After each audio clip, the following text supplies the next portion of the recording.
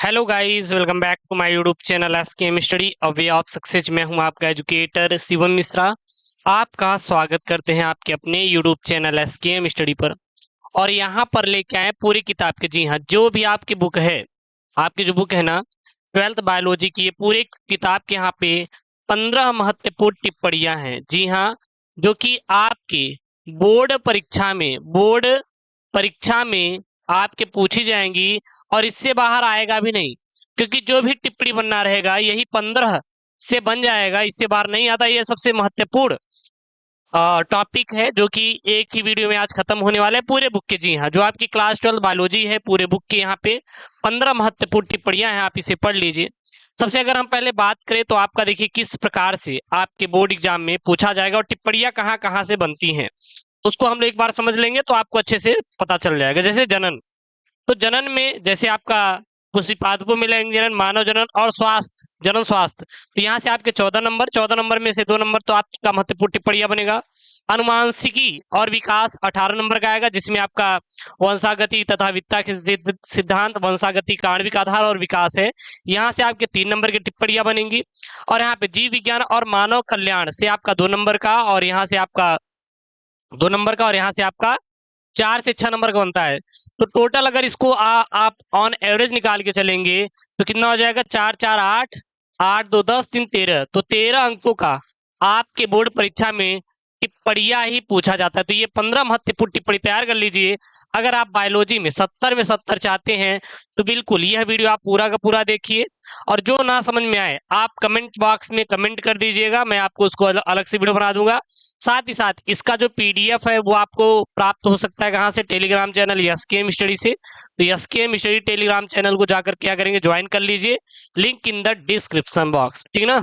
तो एक एक टिप्पणी करके देखते हैं। सबसे पहली जो टिप्पणी है वो है अनिषेक फलन। दे देगा कि अनिषेक फलन पर टिप्पणी लिखिए कि अनिषेक फलन होता क्या है, किसे कहते हैं अनिषेक फलन। तो इसमें आप सीधा लिखेंगे, अगर अनिषेक फलन पर आ जाए टिप्पणी लिखने के लिए तो लिखेंगे क्या? इसमें क्या लिखेंगे? आपको लिखना भी तो आना चाहिए ना। ऐसा तो है नहीं कि आप कुछ भी लिख के चले आएंगे, तो ऐसा तो नहीं करना ना, है ही नहीं। आपको राइट आंसर देना है, तो क्या लिखेंगे? बिना निषेचन के फल के बनने की क्रिया क्या कहलाती है? अनिषेक फलन कहलाती है। यानी बिना निषेचन के द्वारा फल की जो फल का जो बनना क्या कहलाता है? अनिषेक फलन कहलाता है। फल बीज रहित बनते हैं। इसमें जो फल होते हैं कैसे रहते हैं? बीज रहित। बीज मतलब जिसमें बीज नहीं पाए जाते, बीज नहीं पाए जाते, उसे क्या कहते हैं हम लोग? बीज रहित फल बनते हैं। जैसे केला, केला क्या है? अनिषेक फलन है। अंगूर, अनानास, ये सब देखेंगे क्या इसमें बीज पाए जाते? बिल्कुल भी नहीं पाए जाते।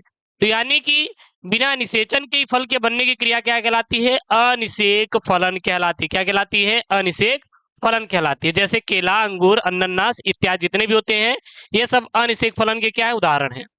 यह प्राकृतिक और कृत्रिम दोनों हो सकते हैं, यानी कि ये भगवान के द्वारा, किसके द्वारा? भगवान यानी कि गॉड के द्वारा, और ये मानव के द्वारा, मानव के द्वारा, ये दोनों के द्वारा बनाए जा सकते हैं। ऐसा नहीं है, ये गॉड और भगवान दोनों के द्वारा बनाए जा सकते हैं, ठीक है ना। ये प्राकृतिक और कृत्रिम यहाँ पे देखिए दोनों होता है।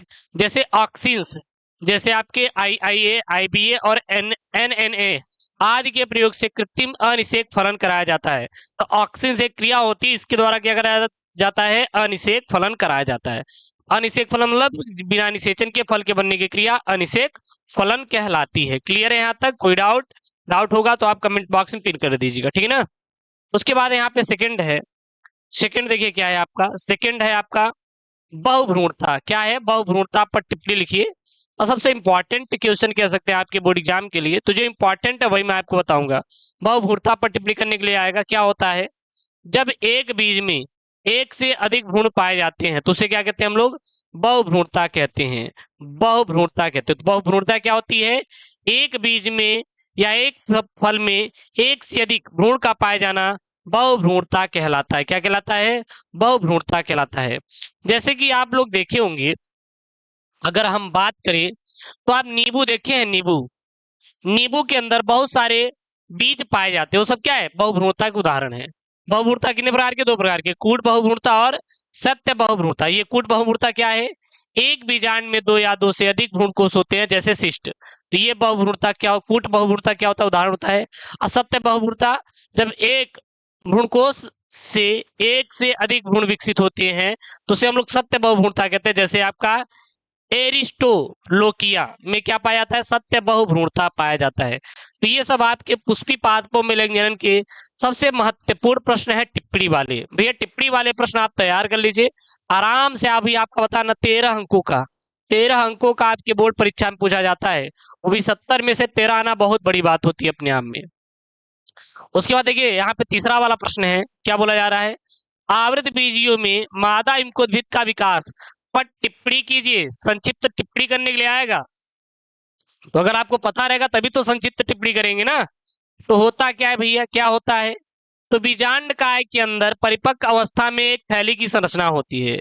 जो बीजांडकाय होता है इसके अंदर अपरिपक्व अवस्था में क्या होती है, एक थैले जैसी संरचना होती है। इसे क्या कहते हैं, भ्रूण कोश कहते हैं। यह मादा युग्मकोद्भिद होता है और ये भ्रूण कोश होता है, इसे हम लोग क्या कहते हैं, मादा युग्मकोद्भिद कहते हैं। और एक गुरु बीजाणु से निर्मित होता है। यह किससे मिलकर बना होता है मादा युग्मकोद्भिद, तो यह गुरु बीजाणु से निर्मित होता है।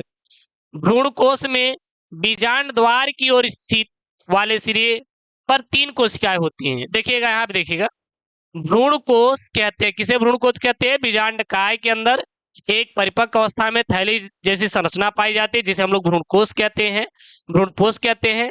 भ्रूणपोष को हम लोग क्या कहते हैं, मादा युग्मकोद्भिद के भी नाम से जानते हैं और यह गुरु बीजाणु से निर्मित होता है।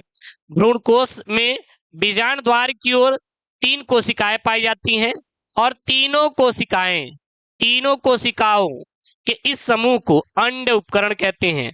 और ये जो तीनों कोशिकाएं होती है इसे समूह रूप से क्या कहते हैं, अंड उपकरण। जैसे कि आप कहते हैं ना कि गुरुजी हमारे स्कूल में ना एक गुंडे वाला ग्रुप है, क्योंकि उस ग्रुप में सारे के सारे बच्चे क्या है, गुंडे हैं। गुंडे मतलब समझ रहे हैं ना, हाँ जानकार तो हैं यार आप लोग।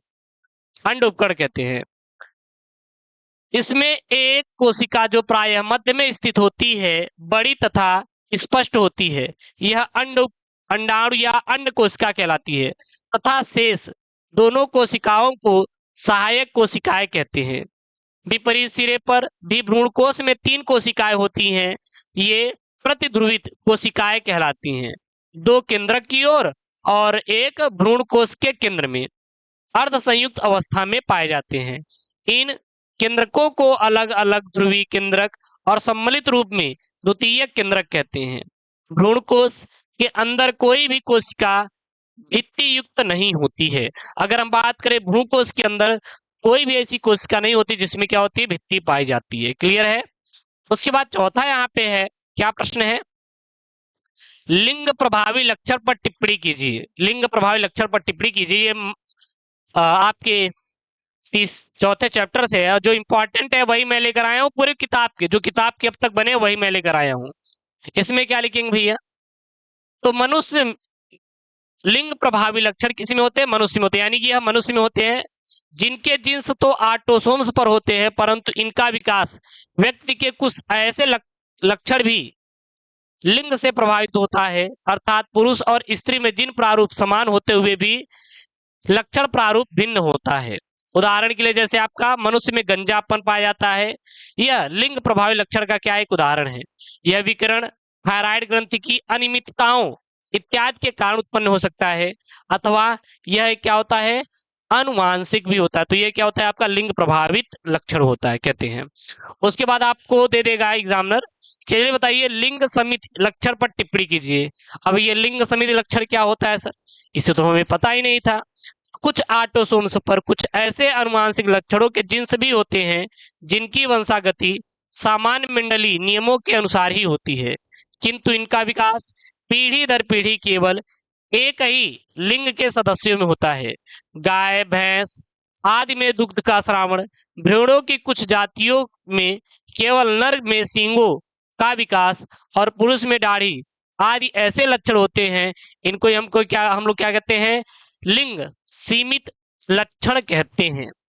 ठीक है, तो लिंग सीमित लक्षण क्या होते हैं, कुछ ऑटोसोम्स पर कुछ ऐसे अनुवांशिक लक्षण होते हैं जिनका वंशागति सामान्य मंडली नियमों के अनुसार ही होती है, किंतु इनका विकास पीढ़ी दर पीढ़ी केवल एक ही लिंग के सदस्यों में होता है। जैसे अगर हम बात करें गाय भैंस में देखेंगे तो यह लिंग, ये पीढ़ी दर पीढ़ी इनके बच्चे भी दूध देंगे, ऐसा तो है नहीं कि इनके बच्चे दूध नहीं देंगे। तो ये सब क्या है, ये सब लिंग सीमित लक्षण ही है। उसके बाद आपका आएगा नव डार्विनवाद पर टिप्पणी कीजिए। नव डार्विनवाद क्या होता है भैया? तो नव डार्विनवाद वर्ष 1930 तथा 1945 के मध्य आधुनिक खोजों के आधार पर डार्विनवाद में कुछ परिवर्तन सम्मिलित किए गए तथा प्राकृतिक चयन को पुनः मान्यता प्राप्त कराने वालों में बिजमान, हैलेंडेन और हक्सले, गोल्ड स्मिथ तथा डॉब डॉब जेनेस्की आदि हैं। नव डार्विनवाद के अनुसार नई जातियों की उत्पत्ति निम्नलिखित पदों के आधार पर होती है। पहली, जैसे विभिन्नताएं, ऐसी विभिन्नताएं जो लाभदायक हो तथा जिनकी वंशागति हो, जैव विकास में क्या होती है, सहायक होती है। और विभिन्नताओं के द्वारा भी नए प्रजाति का उत्पन्न होना होता है। उसके बाद उत्परिवर्तन, जिन्स के स्तर पर होने वाले आकस्मिक परिवर्तन जो प्रायः अनुवांशिक होते हैं, वो उत्परिवर्तन में होते हैं। प्राकृतिक चयन, बदलती हुई परिस्थिति में जिन जीवों में लाभदायक विभिन्नताएं एवं उत्परिवर्तन पाए जाते हैं। और लैंगिक पृथक्करण, क्रियात्मक एवं भौगोलिक कारकों जैसे मरुस्थल, पर्वत, समुद्र एवं नदियों आदि के प्रभाव में प्रायः जीवों के अंतराजनन में बाधा पहुंचाती हैं। तो ये क्या है, आपका नव डार्विनवाद है। मैं डिटेल में समझा दूंगा, आपको टेंशन नहीं लेना है, ये तो टिप्पणी वाला है। उसके बाद दे देता है कि प्रतिरक्षी अणु पर टिप्पणी कीजिए कि प्रतिरक्षी अणु क्या होता है।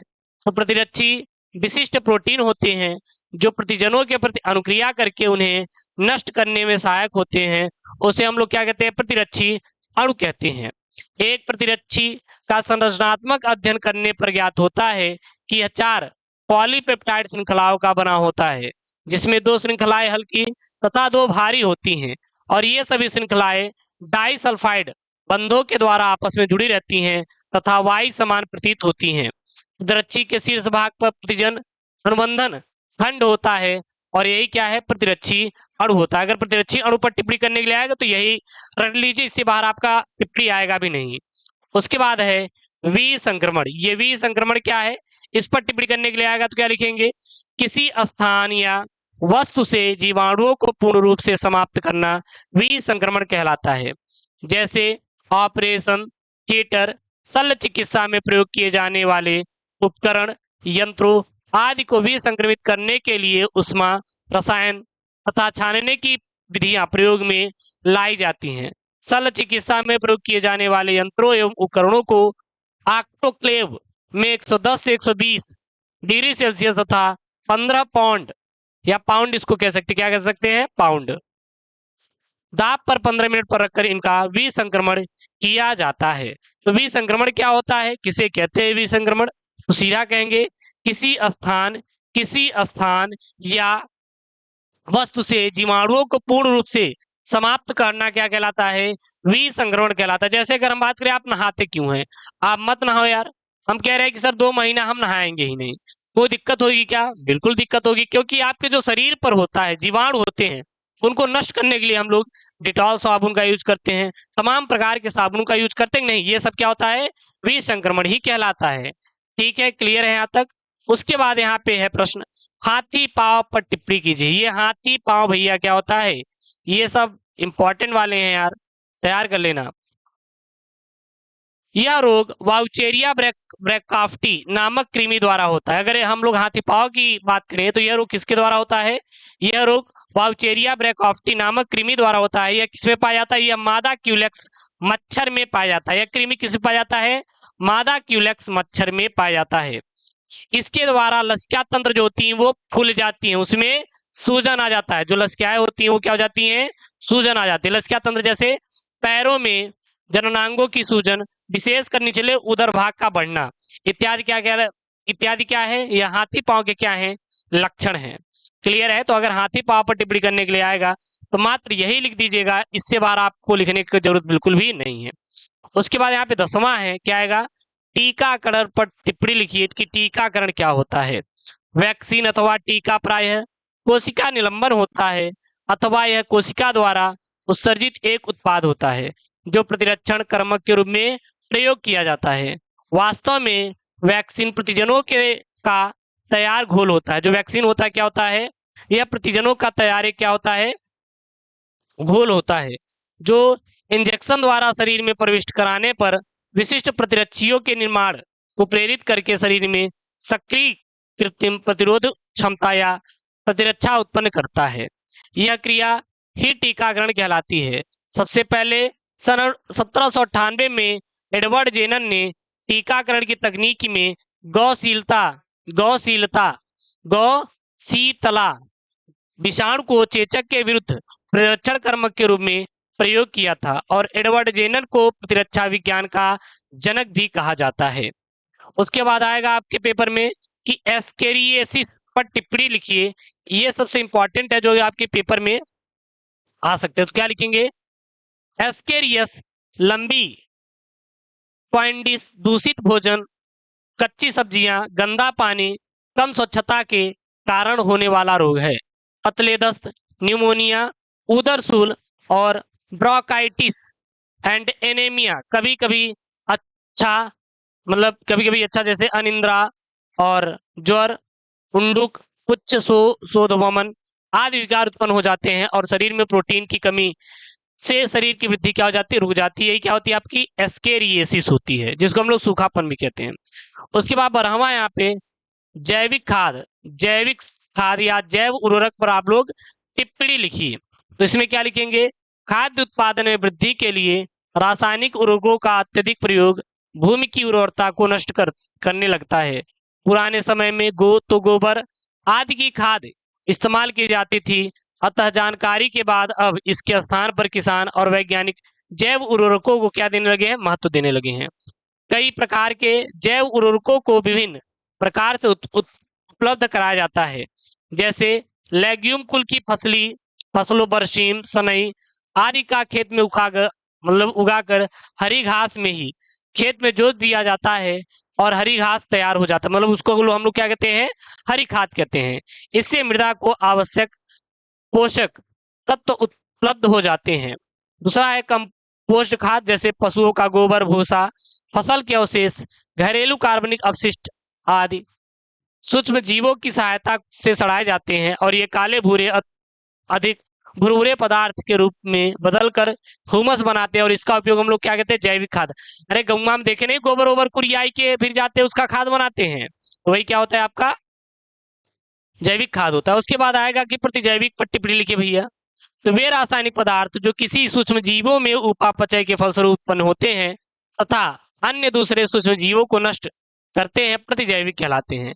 प्रतिजैविक प्रमुखतः जीवाणु तथा कवकों से प्राप्त किए जाते हैं, तो क्या कहलाते हैं? प्रतिजैविक। ये सब इंपॉर्टेंट वाले टिप्पणी वाले प्रश्न हैं, आप लोग तैयार कर लीजिएगा। उसके बाद आएगा कि बायोपायरेसी पर टिप्पणी लिखिए भैया। बायोपायरेसी क्या होता है? बहुराष्ट्रीय कंपनियां तथा अन्य संगठन द्वारा किसी राष्ट्र या उससे संबंधित लोगों से बिना अनुमति, व्यवस्थित अनुमोदन तथा क्षतिपूर्वक भुगतान के जैव संसाधनों का उपयोग करना बायोपायरेसी कहलाता है। ये भी क्या है? बहुत इंपॉर्टेंट वाले क्वेश्चन है। और यहाँ पे मैंने बायोलॉजी के पूरी किताब के, जी हाँ, पूरे बुक के मैंने 15 महत्वपूर्ण टिप्पणी बताया। इससे बाहर आपका आने वाला नहीं है यार, तैयार कर लेना। इसका PDF Telegram channel SKM study मिल जाएगा। टेलीग्राम चैनल का लिंक डिस्क्रिप्शन बॉक्स के अंदर दिया गया है। उसके बाद आएगा आपका जीनी चिकित्सा पर टिप्पणी लिखिए कि जीनी चिकित्सा क्या होता है भैया। तो इसमें क्या लिखेंगे? जीनी चिकित्सा में अत्यधिक जैव प्रौद्योगिकी की सहायता से मानव शरीर में उपस्थित दोषपूर्ण जीन को स्वस्थ व क्रियाशील जीन द्वारा बदला जाता है। इसके द्वारा किसी बच्चे या भ्रूण में चिन्हित किए गए जीन के दोषों का सुधार किया जा सकता है। इसमें रोग के उपचार के लिए जीन को व्यक्ति की कोशिकाओं या ऊतकों में प्रवेश कराया जाता है। यही क्या है? जीन चिकित्सा है। और ये सभी क्या है? बहुत ही आईएमपी वाले क्वेश्चन है आपके बोर्ड एग्जाम के लिए। वो किसके लिए? बोर्ड एग्जाम 2024 के लिए। 15 महत्वपूर्ण टिप्पणियां हैं यार, आप इसे तैयार कर लीजिए। 13 नंबर 100% गारंटी है आपको मिलेगा, पूरी किताब का है।